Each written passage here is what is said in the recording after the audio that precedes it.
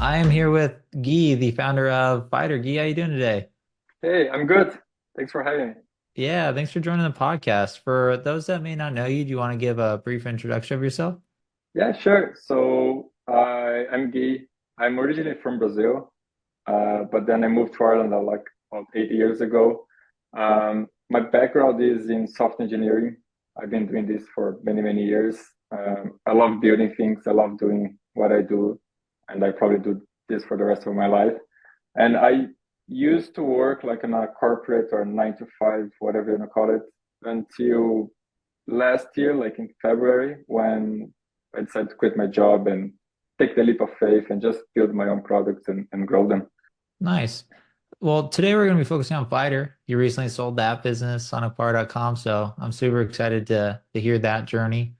But before we start about, or excuse me, before we start talking about the acquisition, what made you start Fider? So it's probably going to be a different story from most founders because when I started this product was about 8 years ago, 7 or 8 years ago, and I was looking to switch jobs, and I wanted to look for a job in a different tech stack that I wasn't familiar with. So I thought that the best way to do that was actually to upskill on that technology and build something. And and because I wanted to kind of grow my CV and I also wanted to kind of have a nice GitHub, I decided to make it an open source product. And so I knew that the technology stack I wanted to use, I knew that it had to be open source. And then I basically decided to look one of the products my company was using at that time that I didn't like, which was I don't know if you're familiar with user voice. Pretty kind of popular, not popular this day, but it was back then. They were targeting like large enterprises. So I decided to just basically build an open source alternative to it. And my goal was just to learn a different technology. That was it. Um, so I built that for a few months, and not a lot of people were using it. And uh, so I decided to, okay, maybe they're not using it because it's self-hosting. You have to install it in your server, so it's can be a quite a challenging task for some. So then I decided to kind of make it like a SaaS, and then you could just sign up on a website, use it for free. I wasn't charging anything. It cost me like $5 per month to run it. I just want to get users and get feedback from that, so that's why I made it free. So I basically started just to learn something, and yeah, it's been quite a journey. I like it. Tell me about user voice. I'm familiar with user voice, but maybe someone's listening that isn't. What does user voice do, and what did Fider do? Yeah, so basically Finder user voice as they usually target like SaaS company or other software companies. So if you have a product and you want to get feedback from your customers, you link like feature requests. They usually come from like email or chat and then talking directly to you. Or if you have communication with them through email, then so many different channels where you can get feedback or like feature requests, bug reports. And these platforms, you can just send a link to your customer and say, hey, if you have any suggestion, you can go on this site and suggest something there. And you can also see the suggestion from other users of the product. And then you can just upvote it like, oh, I like this other suggestion for this other customer they have. I like this. I also want this feature. So you can upvote that and it goes to the top. It's kind of like a Reddit for product where you can share it for customer and all the feedback goes into one place. Nice. How'd you get your first customers or your first users? So I think the first few came from Reddit. I was building this, I shared on a few Reddit communities, and because it was an open source product, I wasn't really monetizing it. It was kind of easy to get a little bit of traction in the beginning. People saw it as an open source product, and they just commented, voted, and so people start uh, sharing ideas on GitHub, and that was kind of when I decided to make it like the SaaS that I mentioned so people can easily sign up instead of having to install it on a servers and so on. But like the first few users, like free, because at this stage I wasn't charging anyone, was basically Reddit. I like it. It's similar to Reddit, and you found the customers on Reddit. It's a full Yeah, circle exactly. moment. Very Yeah, it's nice. just a So, different target audience, but yeah. very nice. And tell me, so you build the product, things are going good, you have customers. What made you want to sell the business? Uh, so actually, there's a little bit story before I decided to sell because there was the part where I started monetizing it, and Maybe I can talk a little bit about that Yeah, I want to because hear it. So it was free at first, and then you it was introduced all, paid. Okay. yeah, it was free for like 2.5 years, maybe. And at that day, like I said, I was looking to switch jobs, and between I think after 1.5 years, I actually did switch jobs. So I kind of reduced the time I was spending on this product. It was like a side project at that time. Uh, but eventually, I found that the indie hacker community, and I was reading their stories on how they were building products in maybe a weekend or a week, and they going live with it, putting a Stripe checkout, and people were paying for that. And I was like, in my head at that time, I didn't know people would trust a random dude in the internet where they would put their credit card on their website. And so that's when I started seeing these stories on indie hackers, and I was like, well, if they can do it, maybe I can try to do the same. And that's when I basically decided to just uh, move to a completely paid option where if you're a free user, you're going to have, I think I gave that everyone 3 months. You have 3 months to either sign up to the paid plan, or you can download your data and self-host it, or you can just stop using it. So I think I got to like around 1,000 MRR from that, going from free to paid, which is not a lot, but at the same time, for someone who is not getting anything on this side product, to getting $1,000 from was paying but my mortgage basically for something that was just running on the background. And I kept it running for, so that was 2 years after I monetized, and then it was running for maybe another 3 years just on autopilot. I wasn't doing anything, just there. I was focused on the other things, on my company, on the job that I had. So that was like more, maybe 3 years, kind of semi autopilot. I was just doing maybe a few hours per month. And then in 2022, I started on new products. And that one was a lot different because I wanted to start this product to actually build a business, to make it sustainable. And so it was not just developing, like Fider was just developing, no marketing. For the new product, I decided to just do the right thing. Like I was reading all these stories and following suggestions people had. And that's when in 2023, I basically quit my job just to build this new product. So with Fider though, did you tell everybody they had to pay or stop using the product? Yeah. Were people upset at that change?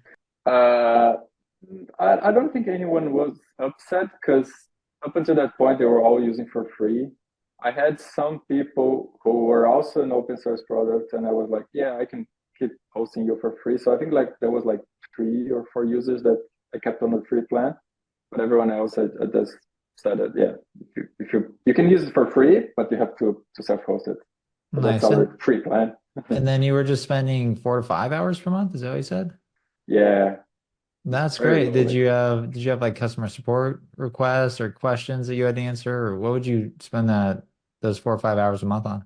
very little. It's usually some emails that people would send, but like even feature requests and these other things would go to because I use Fider, like to collect all the feedback.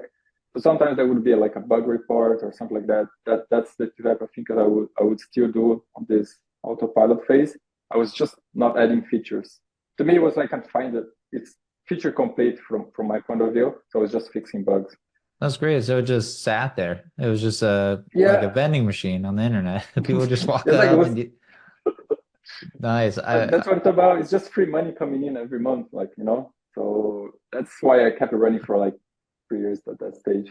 That's a great product. Those businesses are not easy to build. I think a lot of people try, but eventually you run into a snag with sales or support or bugs or something. I love the simplicity of the Yeah. business.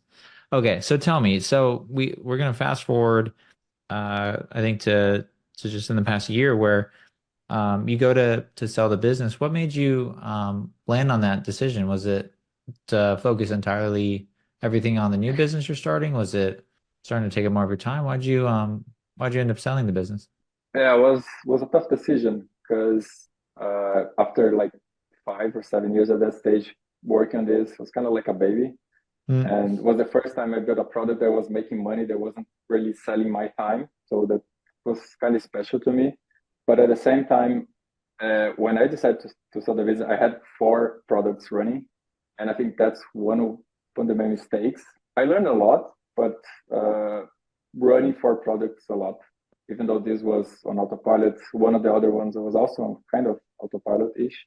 But two of them are spending more time and kind of focus on growing them. And that's when I was talking to my wife and said, hey, I don't, even though I'm not spending much time on it, it's still kind of taking space in my mind. You know what I mean? Like I was Yeah. thinking about it, uh, and that's when I was like, look, I can keep running on autopilot. I don't know how long it's gonna stay like this. Everyone might churn eventually, and that's when okay, maybe I'm gonna sell two of these, the ones that I wasn't spending much time on, and just go focus 100% on the other two and just grow them. So that's basically it. But it was tough, like because, like I said, for me, I could keep running on autopilot, and that was my plan when going to acquire. Was like, if I can find a buyer, that's so be it. I'm just gonna keep running. Nice. I like that. So, I mean, that can be big. It's taking up like space in your head. You're thinking about it all the time, even if you're not working on it. It's a distraction. So, Yeah. that makes sense. Okay, so you list on Acquire. What was your expectations? And were you surprised when a lot of buyers started reaching out? How did maybe like the first week go? It was crazy because like I created my profile, did the PLL, submitted all the documents, and like the first few hours when after I went live, I already started seeing the what do you call it after they signed the The NDAs? NDA. Yeah, every NDA I got an email and there was like boom, boom, boom, boom, bunch of Hmm. emails, and it moved really quickly. And I think I have notes here that it took like 2 weeks to go from publishing on Acquire to sale agreed. Um, so that was a lot faster than I thought it would be. So yeah, it was really positive, like the first impression. That's awesome. How did you land on the buyer that you ended up moving forward with? Because it sounded like you had a lot of buyers. How did you decide to move forward with the buyer you ended up selling the business to? I I had I had a lot of people interested, but really that I went on a call and interacting quite a bit. I think it was like four of them, four or five. But eventually, the buyer who eventually sold, I think there was good connection between us when we joined the call. They are very experienced founders. There are two founders, and they already built a business and sold a SaaS, so they know how to do these things. Already feel very comfortable talking to them, and I just saw like a bright future for Fider under their leadership because the last thing I want to see is this product dying. So yeah, good connection on the call. We did 2 or 3 rounds, a lot of thoughtful questions about the business, and they did a lot of pre-research, which was really nice. Because one of the things I mentioned on this product was the SEO, the potential of SEO on this product. Because every time a customer creates a site or a link, there is a link on the footer back to my page, to fider.io. So you always get a backlink for every new client. And the open Mm, source side of the product is every time someone hosts it for free, even though I'm not getting paid for that, they are giving me back a backlink. So nice. that was quite nice. Nice. Yeah. Okay, so you find your buyer. Things are looking pretty good. How did due diligence go? What was that process like for you? Yeah, I didn't know what to expect, but again, because they've been through this, they knew what they're doing. Asking the right questions, starting sharing some of the access to some of the tools, so they see what I posted on Acquire was exactly what they see on the actual like the like the Stripe account that we had. So it went pretty smooth. Like took a little bit, like 2 weeks. So we went to from publish and acquire to say again 2 weeks and then 2 weeks of due diligence. But like I felt really comfortable at the end of the process that everything was okay, and it did went okay. Yeah. Nice. If you had to do this over and give yourself maybe like two, three pieces of advice, or maybe someone else is looking to sell their business and they ask you, what are the top two or three things you tell them? Um, the first thing is I think it's really hot market now for selling micro or even bigger size, but in this case it was a micro size. A lot of people are interested in buying. So uh, not a device, just a comment. And I think a device is on the profile really. A lot of people, I don't think a lot of people ask repetitive questions because all those questions are already answered on the templates and all the documents that you can upload. So I took screenshots of most of the tools, like the revenue, MRR, churn, everything that I could find on our Stripe, just posted on the account on Acquire.